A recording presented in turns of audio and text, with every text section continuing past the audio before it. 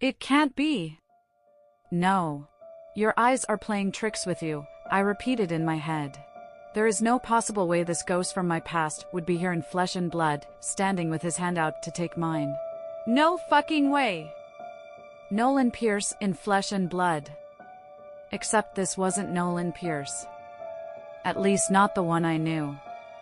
This person standing in front of me walked out of a GQ magazine or something equivalent. No way the Nolan Pierce I know fills out a suit like this. But here he was in front of me. I remember the green eyes because I see those green eyes every morning, afternoon, and evening in Nolan.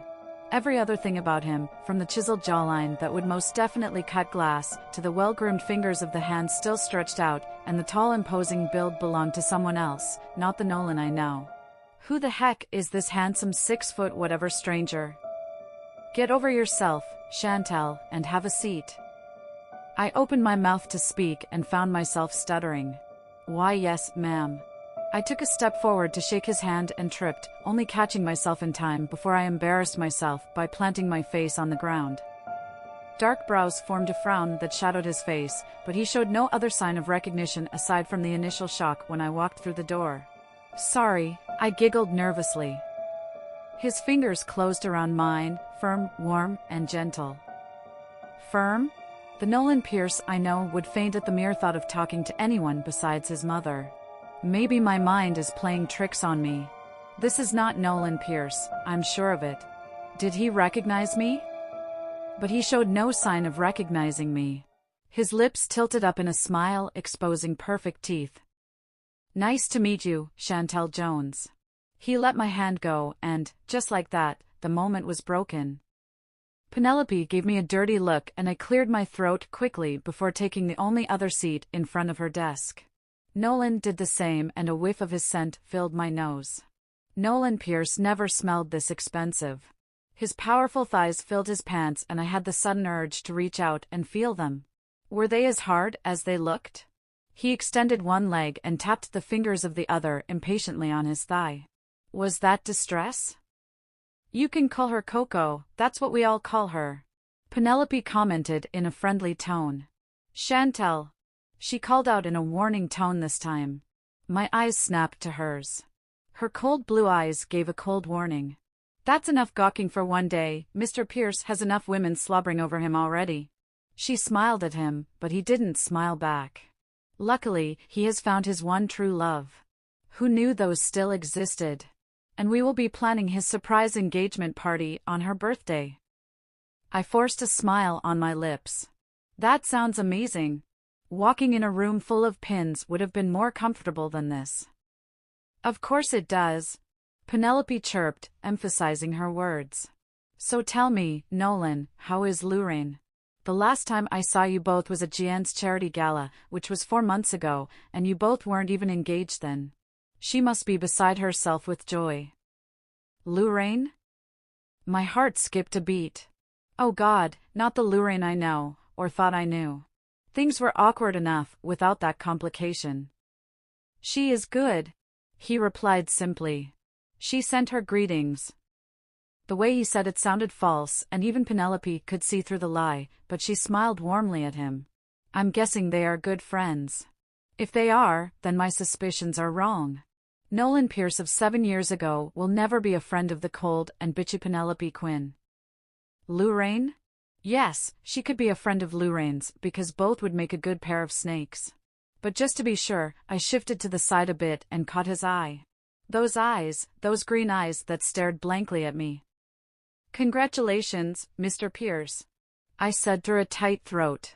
I'm sure your fiancée Lorraine. I waited for him to complete my worst nightmare.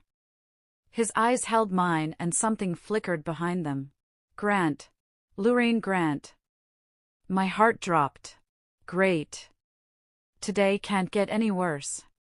So, Nolan, honestly I can't tell you how pleased I am that you trust me well enough to handle this.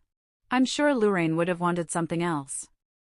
I'm actually throwing this party as a surprise for her, so she shouldn't know about this. His face was stiff, his lips tight.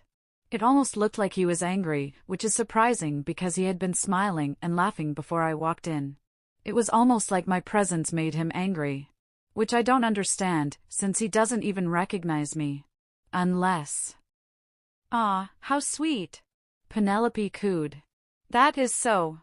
Her phone buzzed loudly, interrupting her speech. She almost looked relieved at the interruption. Penelope may be smart and rich and beautiful, but when it comes to love, she is unlucky. Nolan might be her friend, and she might be truly happy for him and all that, but if I know Penelope Quinn, there is nothing she wants more than a happy ending. Excuse me, I have to take this call. She pushed her chair back and circled around to the door for some privacy. The room suddenly felt small, and I started to hyperventilate. Me alone with the guy I ran to when I was hungry for some revenge against my boyfriend and best friend. What's more, he is engaged to my slimy ex-best friend. I shifted again in my seat and tried to avoid looking at him.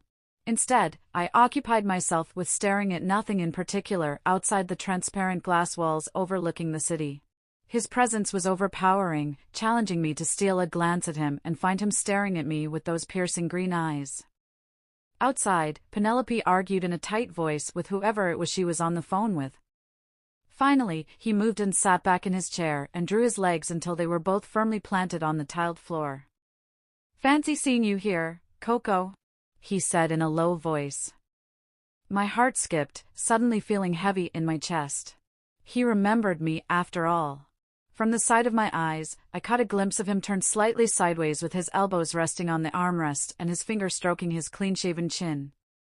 "You remember me, don't you, Chantel Jones?" His voice was smoky and deep, a vast difference from the croaking voice of the youth who moved into the house next door many years ago. I found myself trying to breathe deeply to control my raging pulse. "Of course I do. We were once neighbors." A scoff escaped him. "That's all you remember?" "I remember you lasted a minute or two on your parents' couch," I thought, but I doubt he would be pleased to remember that. When I finally chanced to glance at him, he was watching me closely, his green eyes fixed on me, watching my every move. In those green pools was something cold and hard. Why the hell is he angry? I should be mad. He is engaged to the very person who broke my heart and sent me running into his arms. I should be mad, angry, tearing at his clothes and calling him names, but here he is acting like what happened those years was my fault. "What do you want me to say, Nolan? That was years ago. We are grown now, we are different people who made mistakes in the past." And because I couldn't resist, I added, "Looks like you're engaged to my best friend." He frowned. "Best friend? Are you talking about Lorraine Grant?" A bitter laugh escaped me. I turned to him, rolling my eyes. "Of course you know I am Nolan Pierce. Have a mere 7 years wiped your memory? She was my best friend. She hung out at my house almost every day, remember? She was friends with me and Sophie until I caught myself in time. The pains of 7 years ago came back afresh. The uncertainty I felt about my worthiness as a woman when I caught my boyfriend eating my friend out like she was a piece of cake he couldn't get enough of." Nolan leaned closer. "Until what?" he demanded. "Forget it. You pretended you didn't know me when I walked in. How about we go back to pretending? We don't have to be in each other's hair for too long. Once all the planning is over, and you have your party, we can forget we ever met again." "You can say that after what happened between us?" There was a strain in his voice. "What happened?" I gestured between both of us and laughed mirthlessly. "Between us? That is rich, Nolan Pierce. If I remember correctly, we kissed and you came. What's there to share?" A shadow crossed his face. I lowered my voice to avoid drawing Penelope's attention. "I said some things I shouldn't have said that night, Nolan, like saying you were a mistake. I did some things I shouldn't have, too, coming on you like that, and for that, I apologize, but don't get lost. We had a moment and it ended." I released a breath. I realize I am being defensive.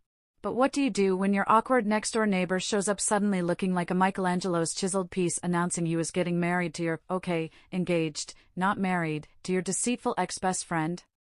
When I glanced at him again, his jaw was clenched tight and his eyes drilled holes into me. For a second, I caught a glimpse of the shy boy who hid beneath his clothes and spoke in low tones. I can't remember ever being friendly with him except that night when I had my agenda. That was the only time I noticed him. Guilt filled me as the thought occurred to me that I had only really seen him when I wanted to get back at Jason. He had every right to be angry. I would be too if someone used me as a tool. It would have been a different story if he had been the one who came on to me. I released a sigh. Look, I am sore. The door flew open, interrupting my apology. Penelope stalked in, banging her heels on the floor. She was in a mood. Whoever she spoke with must have pissed her off. She pulled her chair out so hard it hit the glass wall, it was a miracle it didn't crack.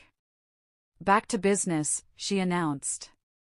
Nolan's mood changed to one of concern. He leaned forward, and his leg brushed mine. I drew my leg away, rubbing at the goosebumps that rose on my flesh. "Are you all right, Penny?" he asked. Penny? Wow, that is something. They are on a nickname basis now? Just who is Nolan Pierce to get so familiar with Penelope Quinn? There is no way in hell Penelope Quinn would be close friends with a geeky kid turned Greek god. But her weak smile said otherwise. "I'm good.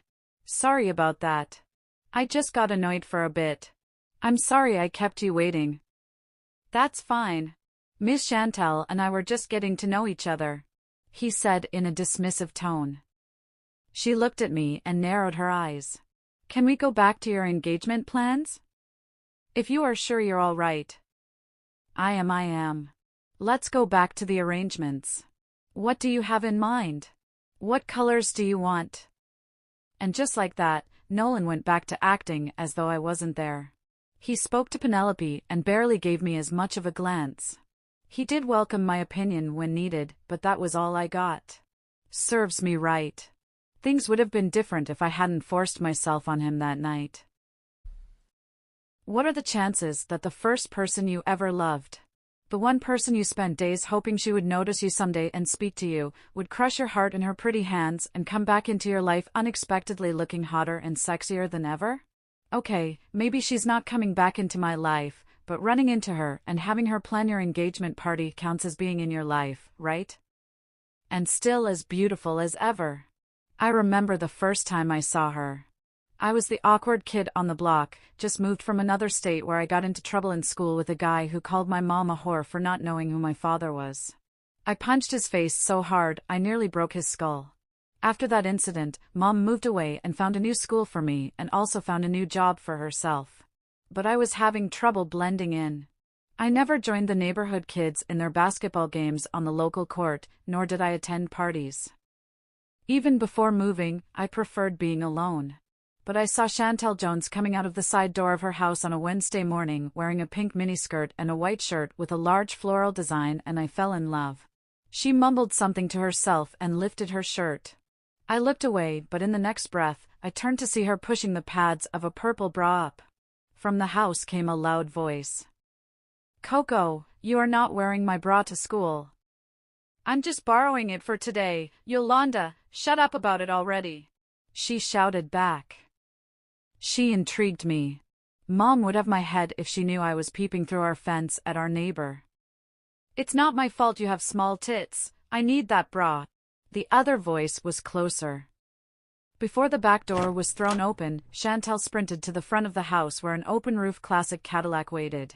There were two girls in it singing the lyrics of a pop song that boomed from the speakers. Chantal hopped in the back laughing while Yolanda, a tall, lean-muscled girl, tried unsuccessfully to catch her before the car zoomed off. Since then, I have waited for every opportunity to finally talk to her, but every time I got within a 10-inch radius of her my tongue suddenly felt heavy and my throat went dry. She became my guilty pleasure. When we finally settled down and introduced ourselves to her family, she smiled at me, her honey brown eyes twinkling, and shook my hand, telling me a cheerful, "Welcome to town. You're gonna love it here." I believed her. Then she asked what school I attended and I froze up. While she and her friends hung out in front of our driveway and on the local court, I watched from a distance, feeling like a creep and having no way to tell her how I felt. Then one night, I saw her on the street holding hands with one of the cool kids, Jason. He kissed her in front of her house, his hands shaping the curve of her waist and hips. I never knew what heartbreak felt like until that day, so when she came to me months later asking, "Don't you want to kiss me?" I almost revealed how long I had waited for her to notice me. But my excitement had gotten the best of me and I fumbled. I wanted to take it slow and please her so that the next time she saw me she would remember the night we spent together and tell me how much she loved me too. But things didn't go as planned. I was a lanky kid at the time with zero experience with girls, so when I thrust into her warm softness, months of want and need finally burst through their restraints and I embarrassed myself. I didn't even get the chance to give her the pleasure she deserved. I saw the anger in her eyes as sanity returned. She dressed in angry jerky movements, almost tearing the seams of her beautiful birthday gown. I apologized. "Forget it," she mumbled. "I should be apologizing. This was a mistake." My fragile heart broke into a million pieces. A mistake? She found her shoes and stalked to the door. I went after her, but by the time I got to the door, she was running to the back door of her house. She shut the door with a thud. Under the cool lonely night sky, feeling like the worst idiot ever, I buried my face in my hands and choked back the sobs that threatened to fall. I hated myself, hated my awkwardness, my shyness. Most of all, I hated myself and the circumstances in which I was born. I never blamed my mother for having me or choosing me over an absentee father, but at the time I couldn't help but feel my life would be better if my mother had remained with Simone Pierce, the bastard I called father. Maybe Chantel Jones would have noticed me if she knew I was the son of Simone Pierce. Maybe I would have friends and be popular enough to stand out in the crowd. That night I made a vow. I would be better, I would become a better man for Coco, the type she deserved, the one who would hold her in his arms and not stumble. When Mom came home that night, I was ready to tell her that I wanted to sign up at the local gym, but when I saw the look on her face, my worries and Chantel flew out the window. Then she dropped the bomb. "We are leaving, Nolan." She turned to me with sad eyes. "We are moving." "What?" Even Mom was shocked at my surprise. I have always been excited about moving from whatever town or state we settle in because I can never seem to blend in. I will always be the outsider, the unwanted son of Simone Pierce, but this time I wanted to stay. For Chantel Jones. "We need to move. Your father." My father suddenly remembered he had a son. He wanted a son to take over his empire, and I was the only candidate. So we moved 12,000 miles away from Greenville. Away from Chantel. Now 7 years later, what are the chances that I will reunite with the one girl who made my heart beat fast and made me stutter? I worked hard on myself in those years. I gained confidence, got bolder, faced the crowd, and embodied a new persona. Heir to Simone Pierce's empire. My body filled out, and for the first time I wasn't chasing the girls chased me. I enjoyed the attention for years until I realized I was still the same Nolan. The only difference was my money. People loved my money, and without the money, I was an invisible shadow just existing. I lost interest in everyone and everything. I hate everyone, including Chantel Jones. If I had gone back to Greenville to tell her I was the son of a billionaire, she would no doubt have fallen into my arms. Everyone has a price. So, when she walked into Penny's office, my initial surprise turned to anger. I had been just another person to her in the past, as a different man. Would she notice me now? She sat stiffly in her seat. Her red dress rose up those sweet, luscious thighs of hers. She always was conscious of her figure, but that was part of what drove me crazy about her. Even now, the outline of her full figure was giving me ideas. "What color will Lorraine like?" Penny asked. She was all smiles, rattling off decoration plans to Chantel, who wrote them down as fast as she could. Who cares what Lorraine likes? Now that I think about it, the driver of the Cadillac has always been the blonde one. It never occurred to me that she was the daughter of Douglas and Kendall Grant. Now, bound by a contract, I have to marry her. The problem with elites is that everything has to be bought. Everything has a price. Clothes, cars, friends, spouses. When I discovered just how much wreckage my father caused his empire, I turned to his old friends for help. Apparently, the bastard had been so much of a tyrant before his arrest for the murder of Zach Wolf that no one was willing to help his bankrupt son without something in return. Surprisingly, Matt Wolf, the man whose father my father had brutally murdered, extended a helping hand thanks to his kind-hearted wife, Sophia Wolfe, but there was only so much he could do. The only other person who opted to assist was Douglas Grant, but he had a condition: he would only help me if I married his daughter, Lorraine Grant. Why? Because the name Pierce still wields a lot of power among the elites. Now I have to plan an engagement party at Lorraine's request, because it is necessary for publicity. Nolan? Penny repeated for the third time. Her gaze was trained on me, waiting for a reply. Pink will be fine. Lorraine loves pink a lot.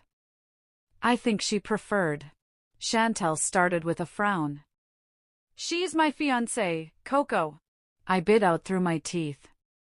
Penelope's ever-watchful eyes zeroed in on me, then on Chantal. Pardon me, sir, I just remembered a piece of gossip I saw in a magazine. Gossip magazines cannot be trusted. Coco, how long do I have to keep drilling that into your head? From the corner of my eyes, I saw Chantal wince, but she said nothing. Instead, she nodded and lowered her gaze to the notepad in her hand. That was harsh even for Penelope. As we talked about balloons and confetti and other frivolous nonsense, I couldn't help but observe Chantal Jones in a new light. She was different. Chantal Jones used to be bold and confident, but she shriveled under the sound of Penelope's voice. Although the fire of defiance burned in her eyes, she held her tongue against every lash of Penelope's tongue. This is not the Chantal I know. Maybe I have been too harsh in my judgment. She should be talking Penelope down, she should be her own boss, be throwing herself at me, yet there was a slump in her shoulders that made me feel sorry. Penny glanced at the clock hanging on the wall and gasped. Oh shoot. I have lost track of time. We have that meeting with the Gazette this morning, don't we, Chantal? She lifted a piece of paper off her desk and peered at it. Their representatives should be here any minute now. Nolan. She stood and pushed her chair back. I did the same. Finally, some reprieve from this hell. Lorraine should have been here in my place, but publicity demands that she pretend the whole world thinks this party was my idea, so they can see how very much in love we both are. I can't wait to see what you will do, Penny. Trust me, Nal, I'm sure Lorraine will love it. She came round the desk to hug me briefly. Well, see you then. She winked. Chantal stood and mumbled, "Have a nice day, sir," then went back to receive orders from Penny.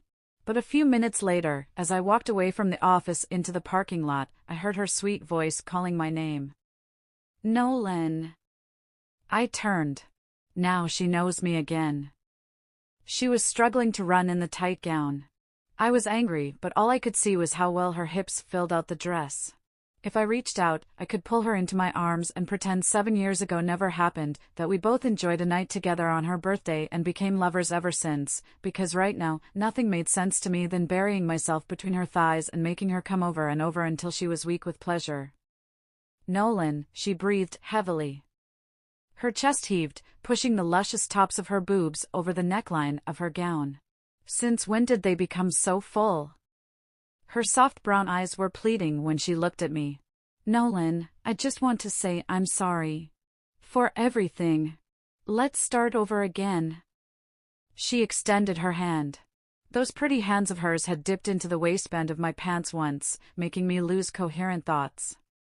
I wanted to forgive her, take her hand and raise it to my lips, pull her close, and give in to the thoughts of fucking her senseless. That is what Nolan would have done, but Nolan Pierce would scorn her apology and turn his back on her. And I did just that. As I drove away, I saw her reflection through the rearview mirror, watching the end of my car disappear into traffic. Let's just say the rest of my day was great. My back was bent and sprained after running to answer all of Penelope's demands by the time I got home. The smell of Sophie's fried chicken welcomed me home. A pop song boomed loudly from the speakers. I sniffed the air appreciatively, making my way to the kitchen where Sophie danced in front of the pan with a pair of tongs in her hand.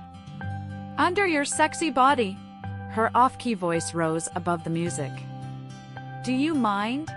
I yelled above the noise. My head pounded. She turned to see me standing at the kitchen door and immediately turned down the volume of the music. Nice dress. Penelope's castaway? I thought you were going to sleep over with the dragon. I dropped my bag on the counter, kicked off my heels, and picked a piece of chicken from the bunch she had cooling on the rack. It was delicious. Where's Nolan? In his room. I kept him busy with some comic books. You are welcome. Sophie. I groaned. He should be doing his assignments. Done and dusted. Don't worry, Mom, I'm here to help you. I'll put him in bed if you're too tired, okay?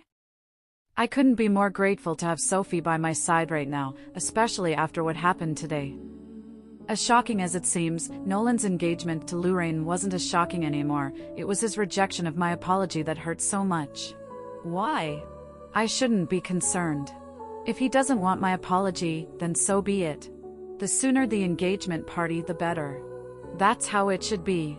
Instead, I left the park and headed back to my duties, hurting like crazy. I sighed for the 1000th time. Sophie raised a brow. Did something happen? I have tea. I confessed. Okay, then drink it. You know how I feel about those. A laugh bubbled out of me. No, not that kind of tea. I meant gossip, juicy talk, hot news, you know? Her eyes widened with interest. Well, you should have said so. She leaned her elbows on the counter and waited. I'm listening. Lorraine is getting married. She rolled her eyes, pushing away from the counter with a dismissive sound. That's the hot news? No one cares when snakes fuck, so why should I care? Okay, the truth is, Sophie doesn't know who my baby daddy is. Not even Mom or Grandma.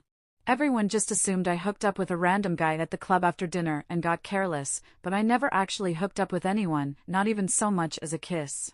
I couldn't tell anyone Nolan's father was Nolan, especially not after Nolan packed up and left. Grandma had gotten so upset when it came out that I was pregnant that telling her it was the kid next door didn't seem like a good idea. At the time, I was trying to protect Nolan. Also, I felt guilty because it was my fault that he became a dad after all, so I didn't try to correct the random club hookup notion. Now facing my best friend who was releasing a string of curses against Lorraine, I couldn't keep it in anymore. The past came to find me, I must face it. Actually, Soph, there's something you should know. It's about Nolan's father. She halted in her rant and fixed her gaze on me once more. This time the spark of interest was clear in her eyes. You know his father? I nodded. Oh my God. Coco. You swore to the moon and back that you didn't know him. This has nothing to do with Lorraine, does it? Nothing good happens when that bitch is involved. It does. The moment of truth. Nolan is Nolan's father. She looked confused as she shrugged a shoulder. I took a deep breath. Do you remember the boy who lived beside my house at Greenville? You called him Hippie Skippy once? Are you talking about that weird kid with the long hair? Yup, that's the one. His name is Nolan. Sophie's mouth formed a large O. Her eyes went huge like saucer plates. What the fuck, Chantal? How the heck did that happen? Did he force you? Was he drunk? I winced. Okay, I see how it looks from an outsider's point of view now. A quiet kid and a social butterfly girl. Actually, remember we were drinking to forget about Jason and Lorraine that night? I was so hurt and angry I wanted to do something, anything to hurt Jason, to get back at him for betraying my trust. I threw myself on Nolan in a moment of stupidity. We had sex. Her hand flew to her mouth and for a moment I was scared she was going to scream. To be honest, I wanted nothing more than to scream too. To top it all, Jason, who had been apologetic after I caught him with Lorraine, didn't even give a flying fuck when he found out I tried to get back at him. He was the first to let everyone know I was pregnant. Luckily, with Sophie and Sierra, who suddenly became a friend, I was able to survive high school until graduation. Coco was all Sophie could muster. And she hasn't even heard the rest of the story. I told her so. She was aghast. There is more? I nodded. Yup. Nolan is getting married to Lorraine. They are engaged. Sophie stared dumbly for a second, then burst into laughter. Lorraine? Oh, that bitch had it coming. What? She suddenly lost her taste in men and now dates nerds? Always knew she sucked. I think you need to see Nolan now, before you make your judgment. I warned.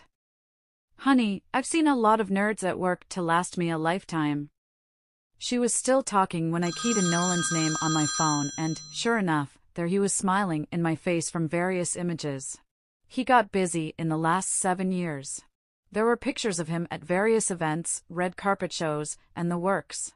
I got carried away swiping through picture after picture, drooling away at the green eyes that stared right out of the phone at me. Stifling the urge to sigh, I squeezed my thighs together to stop my pussy from creaming all over my panties. Enough talking, I said to Sophie and pushed my phone towards her. She rolled her eyes, picked up my phone, and stared. Simply stared with huge eyes. I swear she gawked and started to drool. When she finally looked up, the smug smile that had been on her face while she went on and on about nerds was gone. Nolan Pierce? The one and only. No fucking way. She breathed. Wow. Looks like he got hit by Aphrodite. This is Nolan Pierce? I nodded. And he is your baby daddy? Again I nodded. Does he know? Come on, Soph. How is he supposed to? I threw my hands up in the air with a feeling of despair. Aren't you going to tell him? He needs to know. Who says he does? Besides, don't you feel he might think I'm trying to blackmail him to get some cash from him by telling him he has a son just hours after we met after 7 years? I don't want him to think I'm some gold digger. Nolan deserves the right to know he has a father, but I don't deserve to be called a whore. You sound like Nolan is a dickhead. Is there something you are not telling me? I sighed again and rubbed my clean hand on my face in frustration. I tried to apologize to him today. I got defensive when we first met, but I had some time to think during the meeting and realized he was actually a victim in my foolish scheme, but guess what? When I offered peace, he walked out on me. He left me out there in the parking lot with my hand stretched out, looking like a fucking idiot. Sophie winced. Oh, Kay, that's rough. Wow. Money changes you. But you know the funniest thing? I carried on because I just couldn't stop spewing now that the tea was getting hotter. When he looked at me today, it looked like he was itching to choke me, not to kill me. A slow smile spread across Sophie's mischievous face. She cleared her throat and whistled an offbeat tune. What? I asked. She shrugged, still smiling. I don't know. You don't sound like you're not opposed to the idea. Of course, I'm not. The memory of his fingers around mine that morning burned in my memory. I wonder what they will feel like on my throat or lower. Jesus, you are smirking! Sophie laughed. You are a goner. I shook my head. It must be the chicken. There must be something in it messing with my mind. Geez, Nolan is out of bounds. Besides the fact that he hates me, he is engaged to a snake, so, out of bounds Coco. I think you should visit him, hon, take advantage of this once-in-a-lifetime opportunity and see for yourself if there's a spark. You never can tell. Sophie cooed. She was dancing in circles around the kitchen, slowly making her way toward me. Nah. Sophie, no. I missed my chance. I have just one job, plan the engagement party, and return to my normal life.